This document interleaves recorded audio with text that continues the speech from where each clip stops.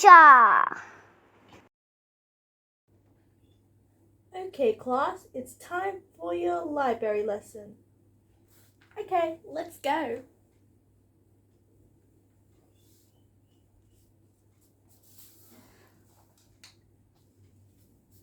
Wow, look at all these big books. They all look very interesting. Ooh, I wonder what we're doing today in library lesson. Okay, class, so today we will be reading one of these 3 books. Either What Do Dragons Like to Eat? Or Look at Me, or Ruby's Worry. Now, hands up if you want What Do Dragons Like to Eat? Me, I'll have that one. Okay, that's 1. How about Look at Me, No one. Okay, and Ruby's Worry? Me. Okay, looks like we're reading Ruby's Worry. Ruby's Worry by Tom Percival. Looks like this might be Ruby.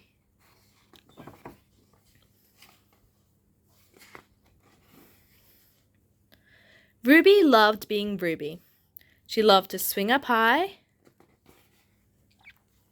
and she loved to explore wild, faraway places. Sometimes she even went all the way to the very bottom of her garden. Ruby was perfectly happy until one day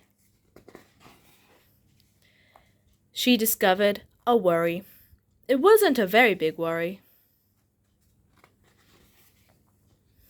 In fact, it was so small that at first Ruby hardly noticed it. But then the worry started to grow. Each day it got a little bigger.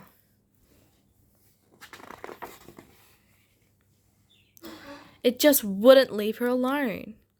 It was there at breakfast, staring at her over the cereal box. And it was still there at night when she cleaned her teeth.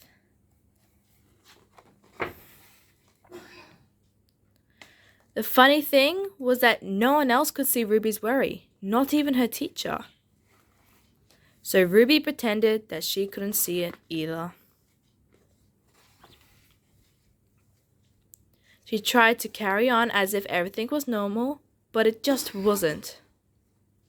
The worry was always there, stopping her from doing the things that she loved. Ruby wondered if the worry would ever go away. What if it didn't? What if it stayed with her forever? Ruby didn't realize, but what she was doing was the worst thing you could ever do with the worry. She was worrying about it.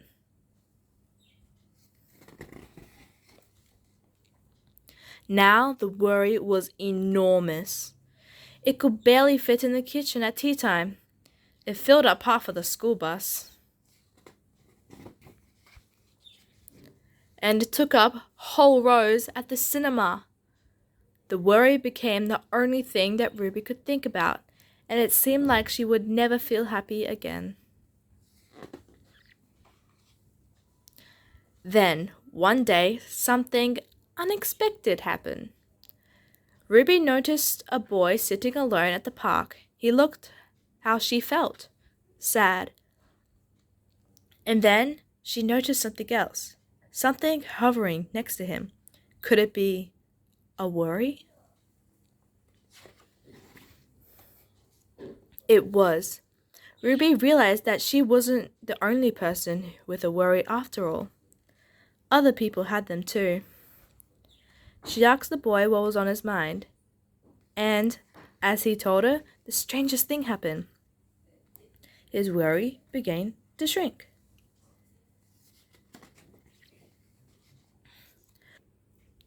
Finally, Ruby felt like herself again. Of course, that wasn't the last time that she ever had a worry.